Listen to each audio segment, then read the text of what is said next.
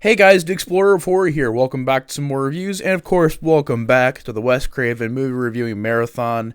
Up next, we got Deadly Friend from 1986. It was a 5.5 on IMDb, and though it was directed by Wes Craven, it doesn't look like this was written by Wes Craven. It's got two other writers here, but I'm not seeing Wes Craven on the list here for the writers, so one of those rare instances that Wes Craven didn't write a film he directed. And Deadly Friend, I guess to kind of get into the plot real quick, you got a guy, this young kid, he's a genius, and he's really smart. He's developed this robot. Kind of reminds me of Short Circuit, which I think came out around the same time as this. So that's a bit of a weird coincidence. You had this, you had Short Circuit. You had a lot of these movies in the 80s and 90s where it was about robots, and most of them were real lighthearted and trying to be jokey and friendly. I've never been a big fan of that genre, and there's a lot of movies like that, whether it's robots or something else, to where it's, usually more of a kid's movie or more of a lighthearted movie, and it deals with, like I said, various things, but usually most of the time it's robots. And I know the Short Circuit movies were pretty popular at the time. I mean, hell, even Rocky IV had a robot in it where it was like, oh, the robot does the chores and everything like that. I don't know what it was in the 80s and 90s, but robots were really cool, and they were trending, and they were putting them in everything back then. Which I get it. It's like, well, robots have been in movies and stuff for years, but just something about the 80s and 90s, they did that a lot. And he develops this robot. Eventually the robot gets destroyed, and one day this friend he makes ends up passing away. Samantha, played by Christy Swanson. This friend he makes, you're not really sure if it's a love interest or not. They don't really go down that route. It's more of his friend, and we'll get into that in a minute. We'll get into why it's like kind of weird with that in a second, but he basically figures out that he can implant this chip into her brain from the robot that was destroyed, and in doing that ends up creating this killer by accident. She goes around and basically kills the people that have done wrong to this lead character. And essentially that's what the rest of the movie is. It's her going around killing some people off. You got some crazy scenes of just death scenes and over-the-topness. To get into this movie in a bit more detail, though, we've gotten to a Wes Craven movie that I'm honestly not a big fan of. I don't hate this movie. I didn't love this movie. I literally just got done watching it. And I guess my overall thoughts just right out of watching this movie, it's a time waster. 5.5 is a fair rating. Dare I say I would give it a 5 out of 10. Of course, I don't do out of 10, I do out of 5, but we'll get to my rating at the very end of the video. But I had a lot of problems with this movie. Number one, I think it's a very inconsistent tone. There are moments where it gets really over the top and goofy, and there are just some moments that don't work.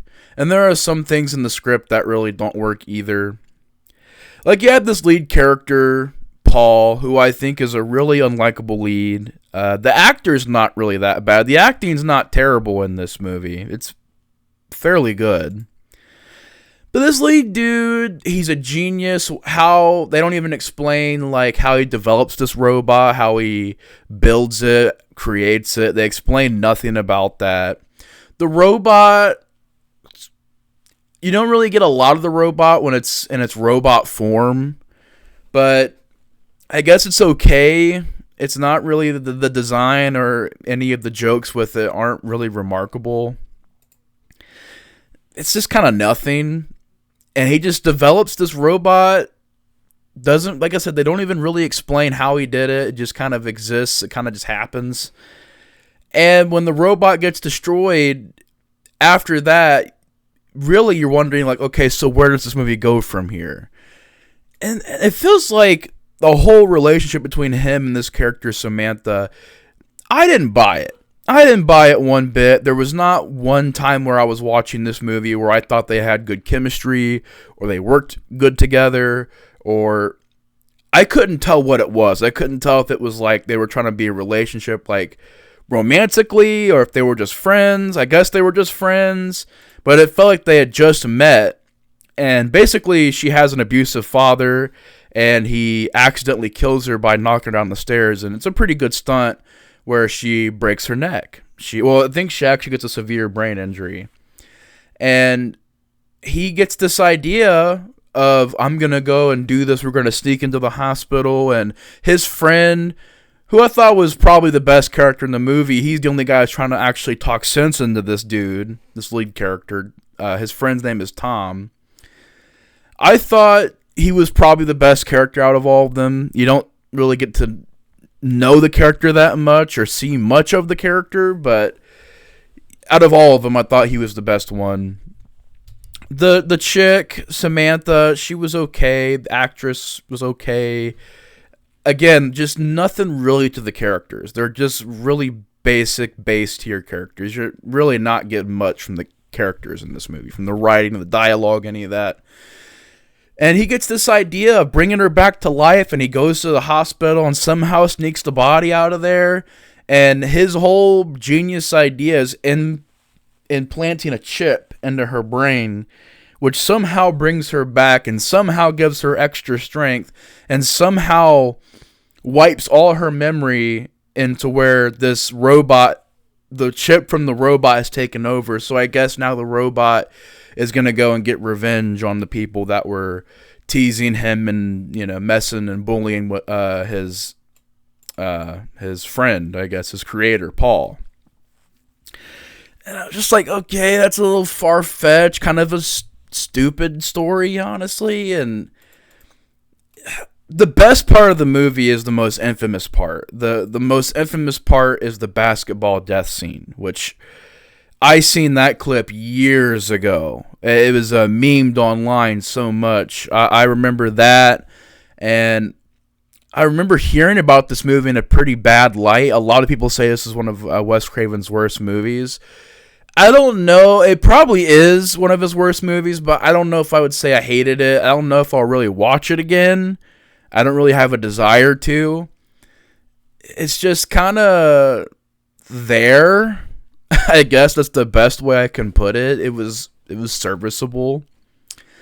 But the infamous scene is the best part of the movie. It's the great, hilarious death scene of this old lady in this house who was the old lady that had destroyed the robot, blew it away with a shotgun, and basically takes this basketball, because earlier on in the movie she had stolen the basketball from the friends, and like, ooh, that's supposed to make her the villain, ooh.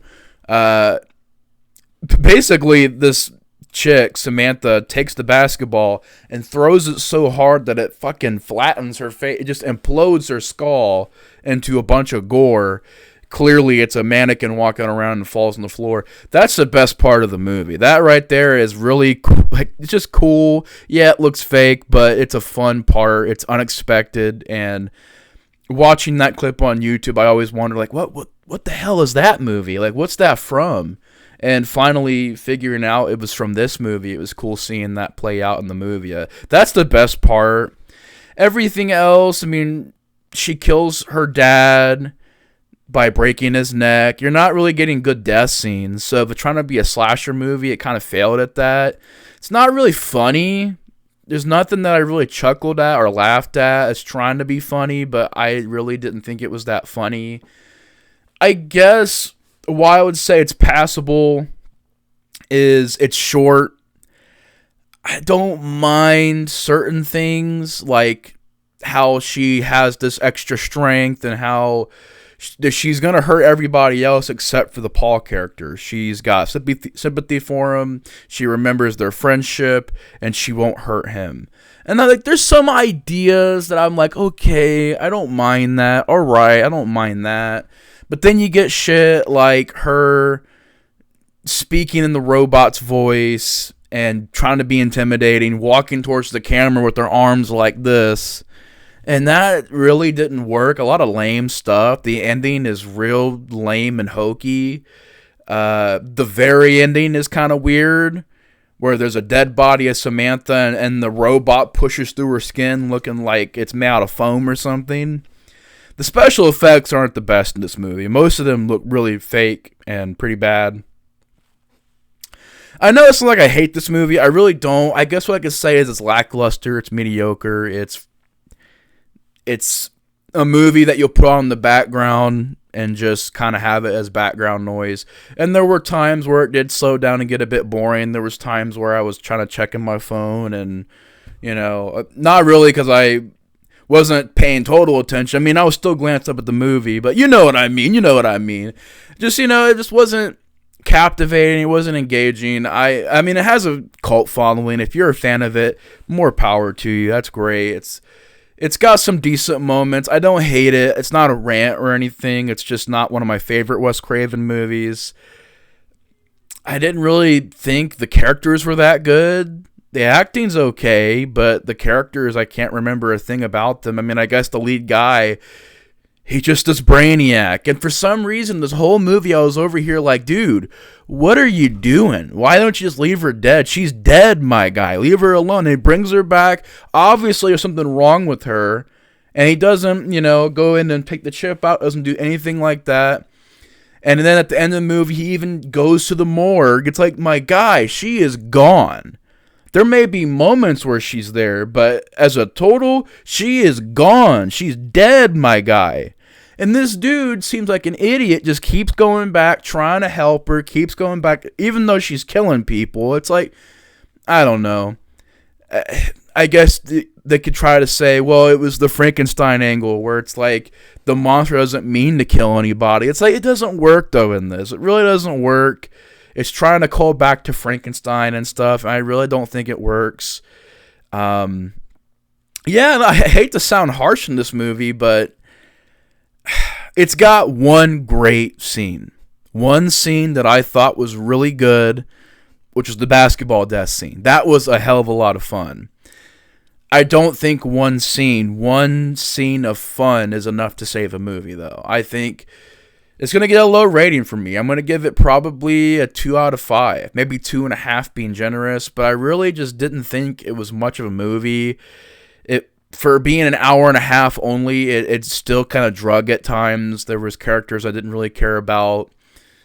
I thought overall the story was just not for me. I thought it was a stupid, silly story. And if it was going for laughs, I didn't think it was really that funny. I didn't really think it had much of a heart to it. And I really think that just it tried to go for all that stuff, and I really don't think it landed on it.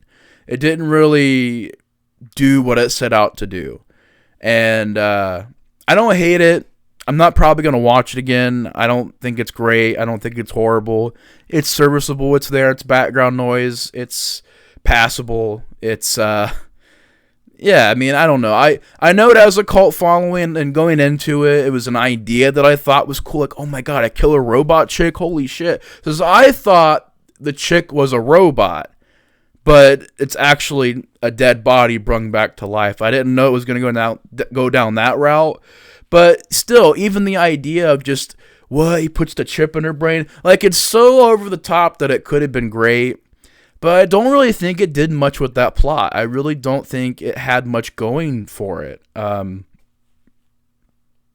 the effects don't look that good. The practical effects, whether it's the fake brains that you see or even the awesome scene of the face being imploded by the basketball, you can still tell it's a mannequin. And it's like, this is a pretty big budget movie. Like, this is up there. This is like not a TV movie, direct-to-video movie. This is a theatrical movie. And I think when the effects in Last House on the Left are looking a little bit better than this, what else can I say about that? What else can I say? I mean, the effects are just kind of poor. I know it sounds like I hate this movie. I really don't. I don't want to sound like I'm hating it or saying don't watch it. If you haven't seen it, definitely check it out. I mean, give it a chance. You may like it. It's trying to be fun. It has a robot in there. it's trying to be charming, it's trying to be lighthearted, and I just don't think it really landed on any of that. Don't love it, don't hate it. 2.5 out of 5 for me. Yeah, overall, Deadly Friend, not a big fan of it. Shockingly, I'm not a big fan of it. But anyways, guys, going to do it for this review. Like I said, 2 out of 5 from me. If you've seen Deadly Friend, comment down below your guys' thoughts on this movie. But anyways, I'm going to go ahead and head out of here and get ready for the next review. You guys have a good night. My social media links are all going to be in the description below. If you guys want to follow me on Instagram, Twitter, Letterboxd, all of that is down in the description box below. Anyways, y'all, thanks for watching. Take care. And I will see you guys on the next review. Explorer 4 is out. Peace.